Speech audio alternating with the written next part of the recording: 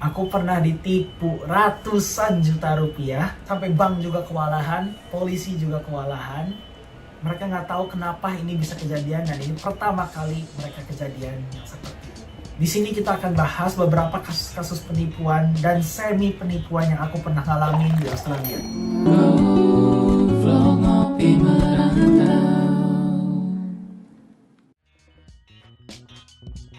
Halo, aku adalah William, aku adalah seorang project manager di Australia. Sudah di Australia selama 10 tahun dan aku sudah mengalami berbagai macam penipuan di Australia. Halo, nama saya Riman. Saya sudah di 10 tahun di Singapura ya. Jadi saya sekarang kerja sebagai AI engineer dan beberapa kali aku juga pernah ketipu di Singapura ya. Tonton di episode berikutnya untuk penipuan Singapura.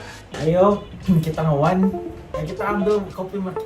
Ayo kita ambil kopi kita masing-masing. Hari ini gua ngewan juga, soalnya udah malam, biar bisa tidur. Raymond ngambilnya kopi soalnya belum terlalu malam di sana. Udah jam 9.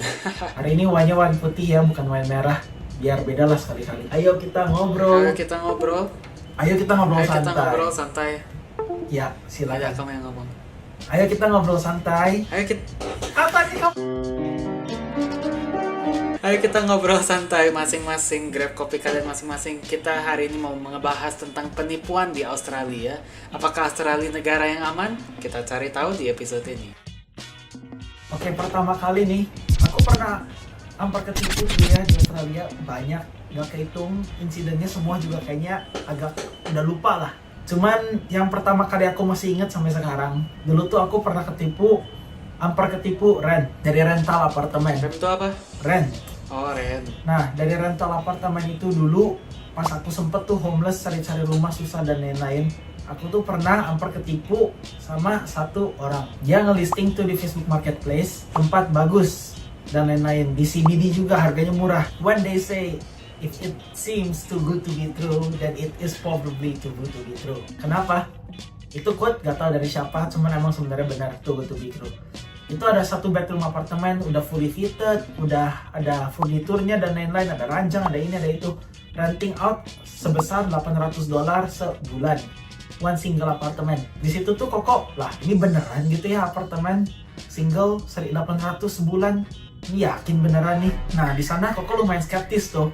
Makanya Koko tanya, aku boleh inspect ke apartemennya. Si orang itu ngomong, aku sekarang lagi overseas, lagi di luar negeri. Aku nggak bisa nih sekarang ngasih inspection. Aku cuma punya beberapa foto dari apartemennya. Nanti kalau misalnya kamu mau inspect dan kamu mau udah jadi, dulu tuh Koko pernah masuk yang namanya Christian Union kan. Terus dia tuh mikir kayak ya agamawi Kristen gitu lah. Kayak Koko bener-bener religius dulu. Dia tuh ngomong, oh kita sesama Kristen, kita kan harus percaya sesama gitu ya. Aku nggak bakal nipu-nipu lah ke kamu atau gimana. Kamu kalau udah transfer deposit atau gimana, gue langsung kirimin kuncinya ke lu sekarang juga ke address lu. Pakai mail. Kayaknya kalau mereka ngomong aku nggak bakal nipu, itu artinya penipuan. Nah makanya di sana Koko skeptis kan. Ya gitu ya, apartemen sebagus gini harga 800 sebulan gitu ya. Makanya Koko pikir lagi, aku boleh minta ID kamu nggak? Udah kayak gitu terus, udah Koko minta ID, dia kasih lah paspor dia, detail-detailnya semua. Dari SIM, dari paspor, dari address apartemennya di mana, apartemennya nggak ada orang jadi kuncinya harus dikirim. Semuanya lengkap lah, udah dikirim ke Koko. Makanya Koko lumayan skeptis, ini beneran orang di luar negeri makanya ngerental lumayan murah, nggak tahu market di sini kayak gimana, atau emang ini penipuan gitu ya. Kalau misalnya penipuan, kenapa dia berani gitu ya ngasih paspor, ngasih SIM, ngasih ini, ngasih itu. Nah di sana Koko lumayan contemplating, lah gimana ya, Koko lagi butuh duit ya, Koko sekarang homeless, Koko tinggal di rumah temen sampai berapa minggu itu, sampai ditombokin dulu duit bond dulu. Di masa-masa desperate kayak gitulah ya, Koko sempat mikir kayak ya anything goes lah, yang penting Koko dapat tempat tinggal atau gimana. Untung kemarin tuh Koko ada temen, nggak tau lah dia kerja di mana. Koko nanya, ini kira-kira scam atau enggak? Entah gimana pun itu, dia tuh dia cross check nomor paspornya sama sistem. Nggak tahu sistem apa, sistem Australia atau gimana. Terus dia tiba-tiba ngomong sama Koko, ini paspor palsu. Nah di sana tuh Koko udah minta mami papi kan, pap mam butuh duit dikit buat deposit, buat bayar bond. Soalnya sama papi mami kan awalnya nggak dikasih, suruh pakai bond lama. Cuma bond lama juga masih belum keluar, jadi Koko juga bingung harus gimana kan. Terus yakin ini, Koko ngomong iya kayaknya yakin sih ini, nggak tahu orangnya lagi di luar negeri. Makanya Koko tanya temen lah, dia cross check tuh paspornya palsu. Kok ngomong, hah? Iya ya, paspornya palsu. Terus di dalam hati, anjir, untung aja Koko nggak bayar dulu ya. Koko bayar dulu, ini orang kabur kemana? Ya dengan alibi agama gitu ya. Jadi kalau misalnya ada orang, contoh di Indo ngomong, oh menurut Islam itu nggak bagus, kita sama-sama Islam lah ya. Kita ya saling membantu lah. Kita saling membantu, aku offer apartemen ini murah lah ke kamu atau kayak gimana. Itu ya bisa jadi benar, bukan berarti aku ngomong semua orang gak baik gitu ya. Cuman kisah aku tuh orang itu seperti gitu loh. Ayolah kita sama-sama Kristen, kita saling membantu lah, inilah itulah. Kalau di Indo ngomong kita sesama agama nggak mungkin menjerumuskan itu ya, gak gimana masuk akal, soalnya memang semua orang di Indo orang beragama gitu ya. Tapi kalau di Australia kan beda cerita ya, banyak yang ateis juga. Australia banyak ateis, Australia ya macam-macam lah Jadi agamanya. konteksnya kalau ngomong kita orang yang agamanya sama kayak gitu mungkin lebih bisa dipercayai daripada kalau di Indo ya. Kalau di Indo ngomong kita sesama beragama ya kan, semua orang juga beragama di Indo gitu, memang by law you have to have a religion ya. Terus kedua, yang lumayan convincing Koko itu tuh teman RC Koko dulu. Dulu tuh teman RC Koko ngomong kayak dia tuh sangat percaya sama Koko, soalnya dia orang China, dia agama Kristen. Terus dia tuh masuk ke All Christian High School Girl School gitu loh. Jadi malam-malam tiap kali habis nugas, habis apa, kadang-kadang ya kalau misalnya dia nggak berani pulang sendiri ya Koko antar lah atau kayak gimana. Atau nggak, terus kalau misalnya dia mau curhat atau apa, Koko bukan berarti suka sama dia ya. Cuman dia pokoknya I'm one of her trusted friend gitu loh. Soalnya dengan satu konteks kita sama agama, itu doang. Dia sangat percaya sama Koko gara-gara Koko tuh Kristen dulu. Makanya Koko sempat mikir, Menarik. ini orang ngomong gini ke Koko, ngomong oh sama-sama agama Kristen, ini kita nggak boleh gini lah, kita saling membantu. Atau nggak, oh kita sama-sama orang Indo gitu, itu sering banget di Australia. Kita sama-sama orang Indo, kita saling membantu. Banyak sih orang Indo yang saling membantu, banyak banget, jangan salah ya. Ada grup namanya The Rock, adalah grup merantau gitu di Australia, like Indo Melbourne, itu kan saling membantu ya sesama orang Indo. Cuman ada juga lah yang gitulah. Ya pas Koko di sana tuh Koko kayak wah ya udahlah, udah ketahuan tuh ternyata orangnya palsu, udah SIM-nya SIM lagi, udah paspornya palsu dan lain-lain, hampir ketipu. Ya untung aja Koko nggak bayar deposit, jadi nggak jadi ketipu. Itu pertama di rental. Menarik ya, soalnya Ri juga pernah ada kejadian yang mirip banget di Singapura, kita bahas di episode selanjutnya ya. Tapi bedanya aku ketipu, kamu gak ketipu, hilang ribuan dolar aku. Ya untung itu kan 1 bulan rent sama 1 bulan bond, berarti 800 kali 2 itu $1.600 yang harus Koko bayar ke dia, sekitar 16 juta. So untung Koko kagak bayar. Koko bayar, mampus deh Koko. Udah homeless, gak punya duit, bayar segitu tambah tekor lagi. Untung kagak ketipu. Terus pengalaman kedua, dicolong. Pernah. Dulu tuh pas baru-baru di sini, aku tuh pernah kerja. Ini ada video aku nguber sehari gitu. Dulu aku tuh pernah nguber pakai sepeda. Di Australia regulasi tuh sepeda harus punya helm, harus pakai lampu depan sama lampu belakang.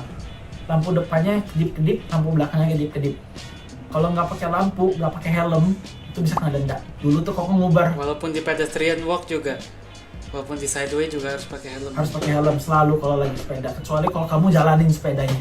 Nah, dulu tuh Koko nguber pakai sepeda kan. Pas Koko nguber pakai sepeda, Koko lagi pick up pizza tuh, Koko taruh tuh helmnya di samping sepeda, digembok kan. Begitu Koko keluar tuh, entah kemana helmnya dipotong kali, yang apa sih sebelah sininya. Itu kan ada kayak strap ya. Strapnya entah dipotong atau gimana, hilang helmnya. Udah helmnya hilang, Koko carilah helmnya, ini jatuh, hilang atau kemana. Walah gak ada helm, gimana ini? Otomatis Koko, wah ini gimana nih ya? Koko harus deliver nih pizza, gak ada helm. Koko harus ngapain?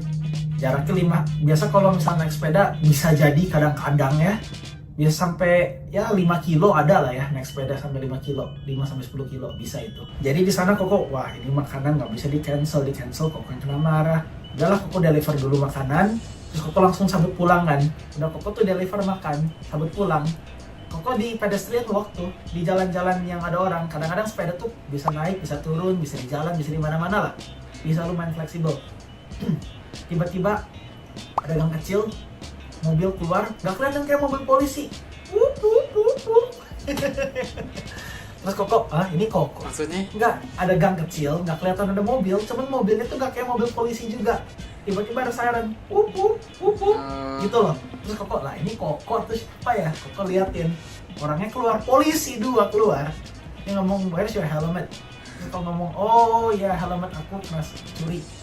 Terus kadang-kadang kalau misal Koko ngomong kayak begitu, kalau misal polisinya baik kayak tremor bisa atau gimana ya, kadang mereka percaya. Cuma kebetulan mereka yang nggak terlalu percaya, dan mereka punya body cam. Mereka punya body cam ngerekam apa aja yang Koko ngomong. You know everything that you say can be used against you as evidence. Terus Koko ngomong ya helm aku dicolong barusan, aku nggak bisa pakai helm.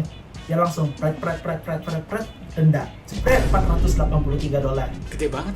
Ya, di sana Koko lagi bokek-bokeknya. Sampai sekarang masih diingetin tuh sama Mami. Koko soalnya harus pinjem duit $483 ke Mami. Dan sampai sekarang itu kamu banyak fine kayak gitu. Kemarin pas apa sih hilang helm kayak gitu. Kenapa? Mintanya dari siapa? Dari Mami kan? Nah, Koko iyalah. Kadang-kadang parkir sembarangan dapat fine. Cuma majority itu siapa yang bayar? Koko. Itu Koko bayar sendiri. Siapa yang ngomong Koko nggak bayar fine sama sekali? Cuman on the way yang diinget tuh dulu loh. Yang Mami harus ngeluarin $483. Jebret, nih fine. Sampai sekarang masih diingetin sama Papi juga, kemarin masih dibahas tuh pas lagi bokeh-bokehnya atau apa. Ya kamu harus belajar lah, kamu harus berani tanggung jawab lah, inilah itu lo nggak boleh pinjam terus. Kemarin fine apa sih helm di sepeda bla bla bla bla. Lah itu helm sepeda berapa tahun yang lalu ya, 8-9 tahun yang lalu. Kenapa masih dibawa sampai sekarang? Ya begitulah, itu helm dicuri dan polisinya ya nggak peduli gitu. Oke.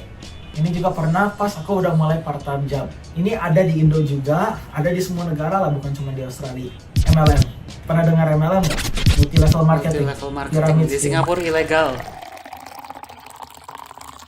Hey, jangan skip dulu video ini. Percaya nggak kalian kalau aku bisa bikin kartu ini melayang ya? Kalau aku bisa, kalian harus janji subscribe ke channel-channel kami dan tonton video kami yang lainnya ya. Ayo kita lihat. Hey, melayang beneran ini. Sesuai janji.